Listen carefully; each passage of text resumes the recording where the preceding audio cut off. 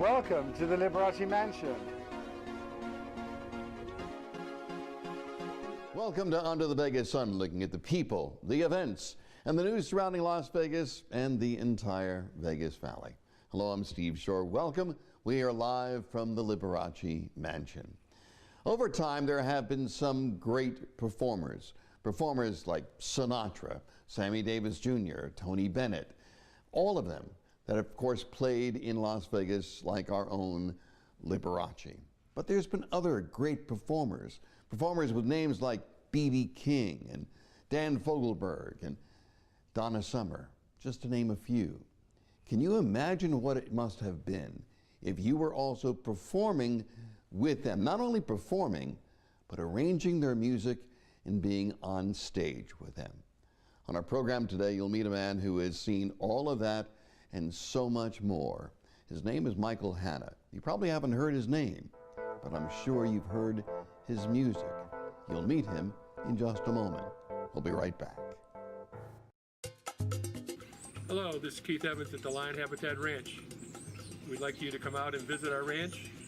There's 38 lions, a giraffe that paints, ostriches, emus, and birds. We do school tours, general admission, Friday, Saturday, Sunday, Monday, and behind-the-scenes tours every day of the week. Besides coming in as general admission, you can also pay extra to help our animals, and you can feed the giraffe. You can feed one of the lions, or you can have Ozzy paint a custom canvas for you. You can also buy Ozzy paintings in the gift shop. While we do our demonstrations at 12 and 2 of Ozzy painting, all those canvases are available for purchase. In addition to everything you can do here in person, you can find us on the website, lionhabitatranch.org, where you can make your reservations online or buy your paintings online. Thank you very much. Please come. Hey, it's Mark Chinook from Monday's Dark, and you are watching Under the Vegas Sun with Steve Shore. The amazing enjoyment of life that is music. Doesn't matter what kind of music you like. Doesn't matter what kind of music you love. Being a part of music is a pure joy. Our very special guest on the program today is a man who helps make that joy and has had for many, many years. Our very special guest, Michael Hanna. Welcome to our program. Thank you. You know, Pleasure to be here. I spoke in the beginning of the program about names that you've been associated with. Names like Dan Fogelberg, names like Foreigner, names like B.B. King, names like Donna Summer. I'm sure as you started your life, you never thought that you would become part and parcel to what are today and what were icons in the music industry. Well, it was something I always wanted to do. I'll put it that way. Did I consciously go about to meet these people and work with them? The only ones, that's another story, but the only ones would be Foreigner. I had wanted to work with him for a long time. Really? Yeah. But I was touring with Dan Fogelberg at the time, and we used to fly private. Of course. Planes, and our regular pilot, I was having dinner with him and his wife one night, and I don't know, Lincoln, Nebraska or someplace like that. And we're just kind of talking, and he goes, so who else you work with? And I told him, and he goes, who else do you want to work with? And I went, oh, I've always wanted to play with Foreigner. And he goes, wow, I fly them. Really? Yeah. How old were you at the time? No, I was... 20s? No, I was in my 30s, 32, 33, something like that.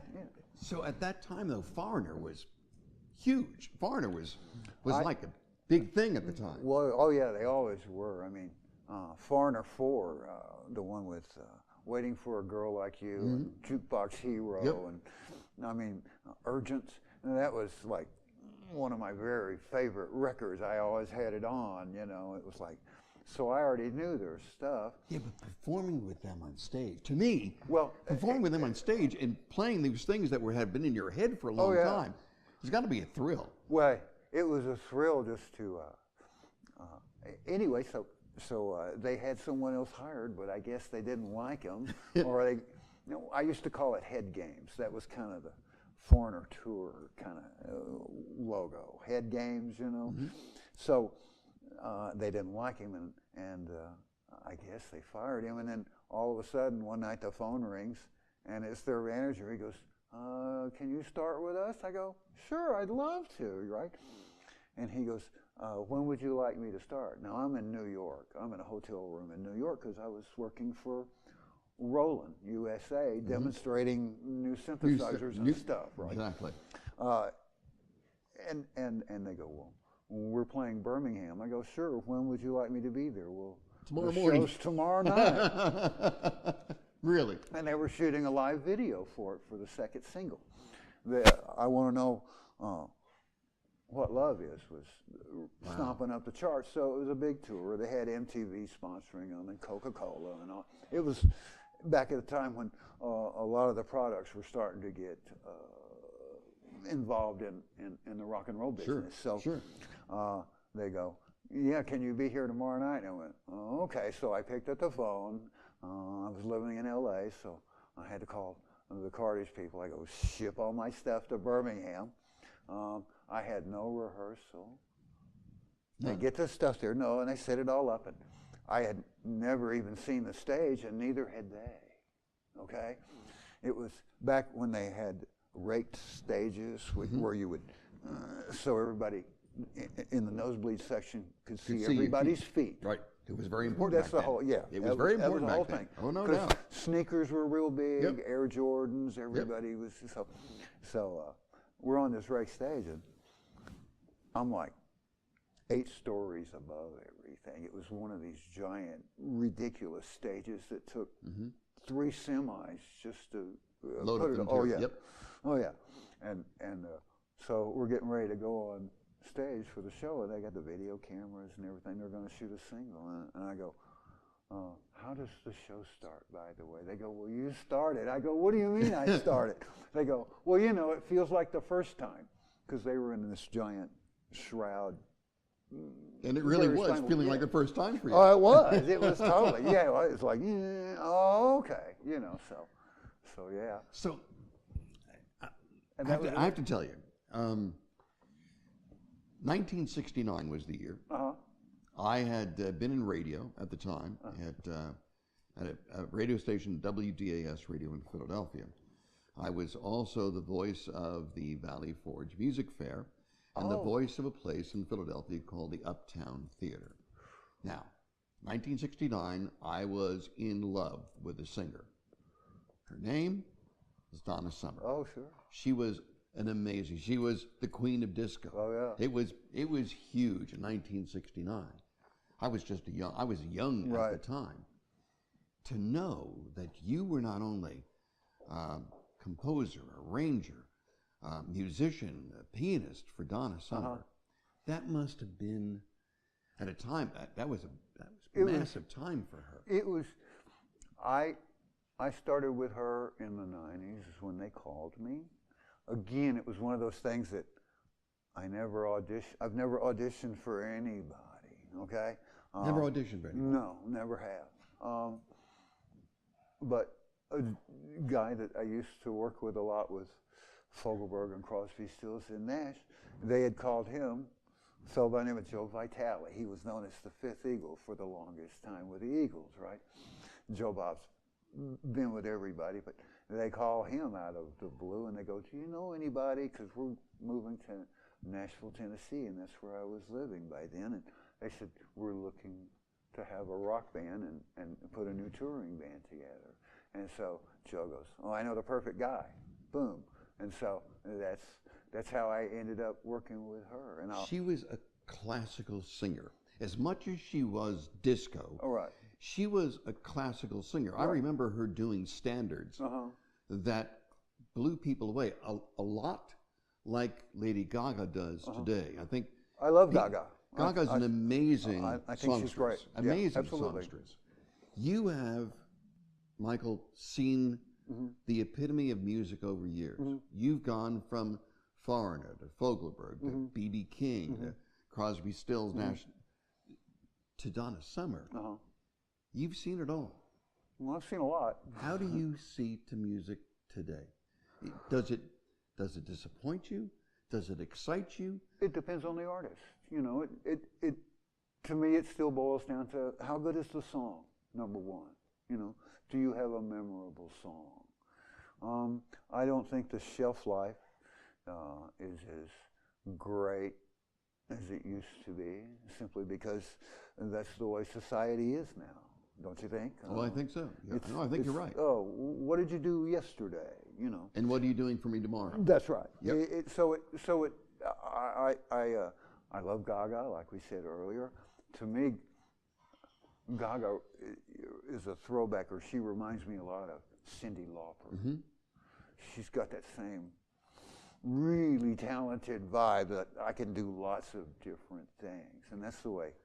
I think for Gaga, when she partnered up with Tony Bennett, this 91-year-old right. guy, He's a to great sing guy. these songs that have been standards over right. the years, showed the audience that you can be a rock star and still be that individual. She's a piano player. Her and like Alicia Keys are the same one. They play the piano. When you play the piano, you have a whole different set of tastes, set of rules, and how you approach going about things. I think Gaga's great. I really like her a lot, you know. It's Bruno funny. Mars, I think, Bruno is Mars really is an great. amazing talent. An amazing talent. He's really, and he's got good. Mm-hmm. He's got really good material too, right. you know. But on stage, he's a performer. Oh, absolutely. It's like Garth Brooks. On stage, you can't find a better performer on stage than right. Garth Brooks. Maybe not a greater singer, but a performer. Right. Amazing. Right. I think there's a combination of two. It's funny you should mention being a pianist, being that individual that sits at these wonderful 88s. Mm-hmm. We're sitting in the mansion that was part of a man who I believe was probably one of the greatest pianists we've ever seen in America. Van Cliburn and all of those included. He was a very, very special man. I agree. We're going to take a break. When we come back, I would love to coax you out of the chair onto the 88s. Oh, sure. And if you could share with us some of your amazing talent, I would love for that to happen. I would enjoy that. Okay. When we come back, this man, let me tell you, you haven't seen anything. When he plays, he'll make the piano sing. We'll be right back. Stay with us.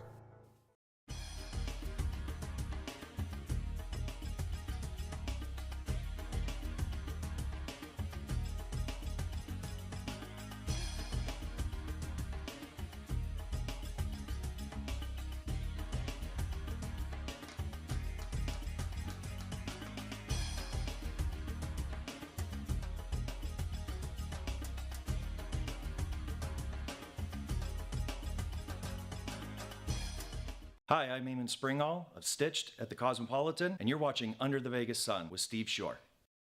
The amazing sound of music. You know, it was not only a show, it was not only a movie, but it's a great part of life. Once again, our very special guest in the program, a man who has been so much involved in music all of his life, Michael Hanna. Welcome back to our program.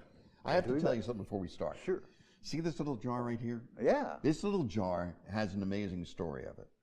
Before Liberace ever became a hit, before he became a star, this was his original tip jar. Oh, wow. That he had on his piano. So if you play well, you never know what's going to end up in there. Oh, You know? okay. I just want you to know that. All right. Well, hey. So, Michael, you began this great talent as a child. Mm-hmm. Your mother was a retired opera singer. Right. And you were young. Right. And piano I'm came still to you. young. You're still young. Piano came to you. Right. Right? Right. Well, I worked hard. But, yeah, there was never any doubt. I grew up on a cattle ranch, of all things. Wait a minute, you grew up on a cattle ranch I was and you raised on a played cattle ranch. piano and your mother was an opera singer. That's right. Something doesn't sound right there, Michael. Well, that was how Texas was at that time. The area I grew up in was a little town called Corsicana, Texas. Big agricultural area. So my father was a cattle breeder. Now, I've seen you play already. Right.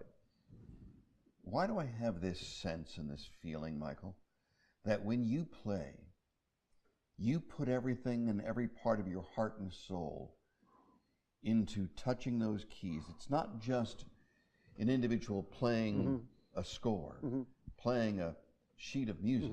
It's somebody who's playing a part of who they are. Well, I liken it to music has soul. I don't care if it's pop, hip hop, or classical. That's the thread that runs through all of it, and that's why people that aren't musical like music. You know. So you've played for Fogelberg. You've played for all of these people. Right. But there's a part of you that the people have not heard. Oh, I do a lot. That's this classical part. Oh. I've seen you do Chopin. I've seen you do Bach. And I've seen you do these amazing pieces. Right. Would you share a little bit of, Certainly. Of that part of Michael's Well, since voice? we're here in Liberace's house, his mansion, I thought I would play something that I'm sure that he played on this piano. you got it. All right. It's Chopin Nocturne, number course. 2. About 3 or 4 years ago, the London Symphony Orchestra put out a poll. They wanted to know what's the top 50 or so favorite classical melodies. People didn't necessarily have to know the names of them, but you know. They knew it. Well, number 1 was always, as you would imagine. Of course. Yeah.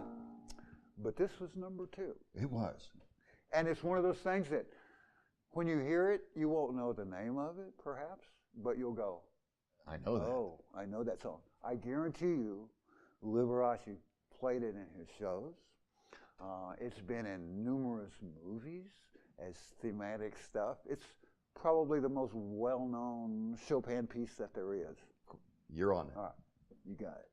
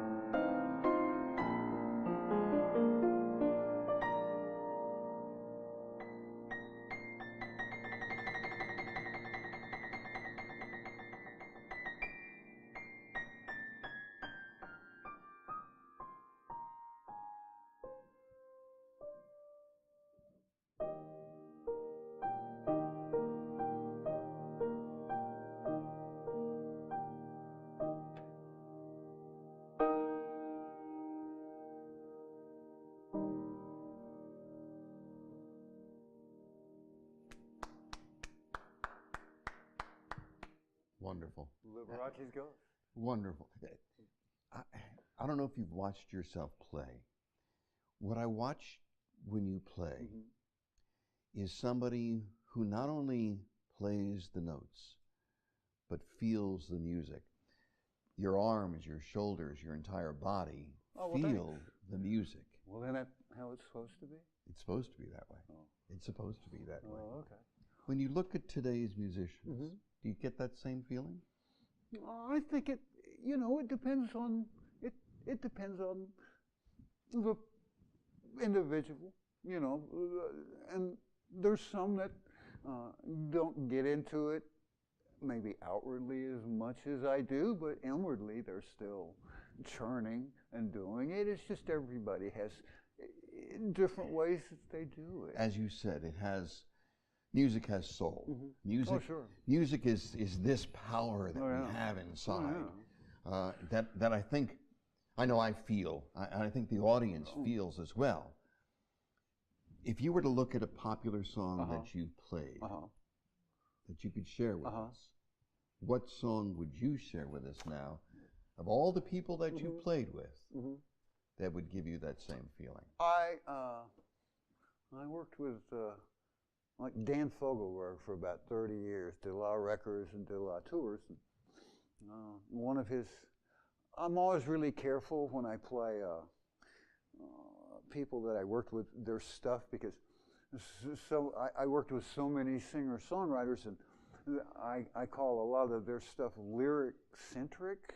In other words, it's the lyrics that really make it. It's the lyric. And with Fogelberg, he was such a poet that unless you're really hearing the song, like his fans will always love it, but the idea is to appeal to everybody. And this is, to me, this was his best song. Okay.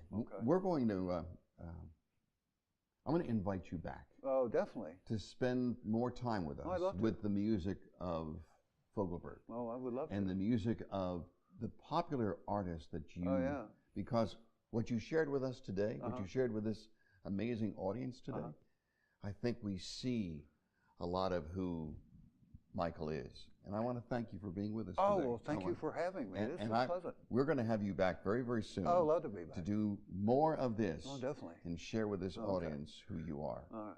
Well, thank you. Thank you very much. Oh, well, thank you so much. We're going to take a break, and we'll come back with some closing words in a minute. But I will tell you, I can promise you, we will have this man back again to do more for you.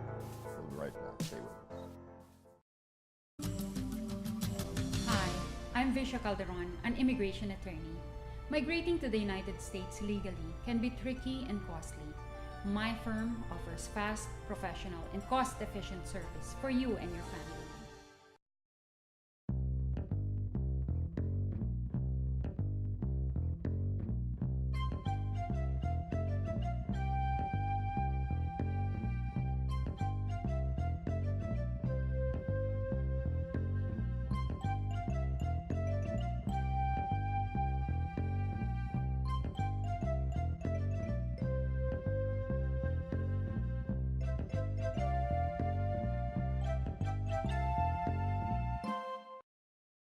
Hi, I'm Frankie Shinta, downtown's king of entertainment.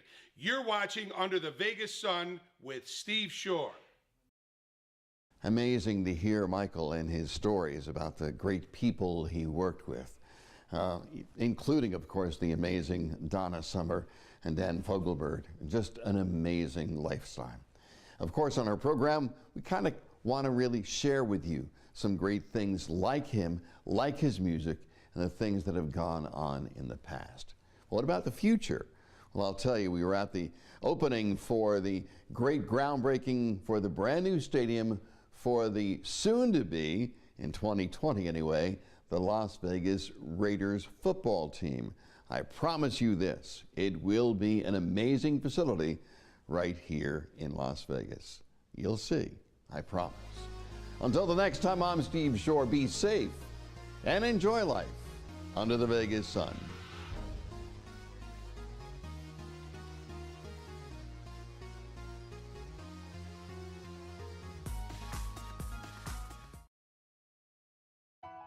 News. In today's world, news has become even more important in our lives. Hello, I'm Steve Shore. For some 40 years, Las Vegas has been my home, and it's been good to me. Now, I want to give back. That's why I started the Now Report, the independent voice newspaper, fair, balanced, unbiased, online and mobile, and it's free. The time has come for an independent voice because news is important. Hello, I'm Steve Shore. I've been proud to host the TV show Under the Vegas Sun. We've had mayors and entertainers and some of the true movers and shakers of Las Vegas. Well, we're growing again. We'll now be seen in 209 cities in America through our network, Walk TV, as well as in 6 foreign countries. And in Las Vegas, we'll also be seen 4 times each week on Cox Communications, Monday, Wednesday, and Friday at 5 p.m., and now Sundays at 7 p.m. on channels 1096 and 96. I just wanted to say thank you.